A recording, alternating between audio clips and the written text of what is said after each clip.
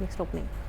श्रावण महिना सुरू झाला आहे आणि सर्वत्र भक्तिमय वातावरण आहे। या पवित्र महिन्यात जगदीश मंदिरात एक अद्भुत उपक्रम सुरू करण्यात आला आहे। येथे पुष्करणा फाउंडेशन आणि रंगारी गल्ली मित्र मंडळाने मिळून एक अशी धार्मिक परंपरा पुन्हा जिवंत केली आहे जी जवळजवळ लोप पावली आहे। चला पाहूया या सजीव झाक्यांची भक्तांची मने जिंकणारी काही क्षणचित्रे। अमरावतीतील जगदीश मंदिरात श्रावण महिन्याची शोभा पाहण्यासारखी आहे। येथे दररोज देवी देवतांच्या नवनवीन झाक्या सादर केल्या जात आहेत, ज्यात लहान मुले आणि तरुण कलाकार उत्कृष्ट भूमिका साकारत आहे। पहिल्या दिवशी पूर्विकाने श्रीकृष्णाची आणि वंशिकाने यशोदा मातेची भूमिका साकारली, तर इतर दिवशी हृदय आणि स्पर्श यांनी शिवपार्वतीची जोडी साकारली। राजवर्धन पुरोहित राम, हर्षिता पुरोहित जानकी आणि रोनित आचार्य लक्ष्मणच्या भूमिकेत दिसले।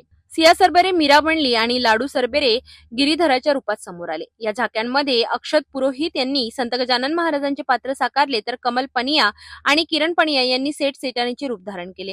हृदय आणि स्पर्श यांनी विठ्ठल रुक्मिणीची मनमोहक झाकी देखील सादर केली।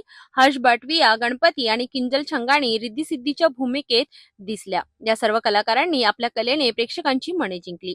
या झाक्यांचा मुख्य उद्देश केवळ धार्मिक भावना जागृत करणे नाही, तर तरुण पिढीला आपल्या संस्कृती आणि कलेशी जोडणे हा देखील आहे। या कार्यक्रमात पुष्करणा समाज आणि रंगारी गल्ली मित्र मंडळाच्या लोकांनी एकत्र काम केले, त्यामुळे एकता आणि सहकार्याची भावना देखील वाढली।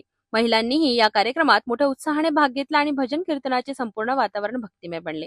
पुष्करणा फाउंडेशनचे प्रचार प्रमुख अनिल पुरोहित, निशा पुरोहित, प्राची पुरोहित आणि काटणकर यांच्या प्रयत्नांची जगदीश मंदिराचे ट्रस्टी हेमंत आचार्य यांनी खूप प्रशंसा केली। या मनमोहक झाक्या आगामी 30 पर्यंत सुरू राहणार आहेत। पुष्करणा फाउंडेशनचे अध्यक्ष प्रमोद पुरोहित आणि इतर सदस्यांनी सर्व भक्तांना या झाक्यांचे दर्शन घेण्याचे आवाहन केले आहे।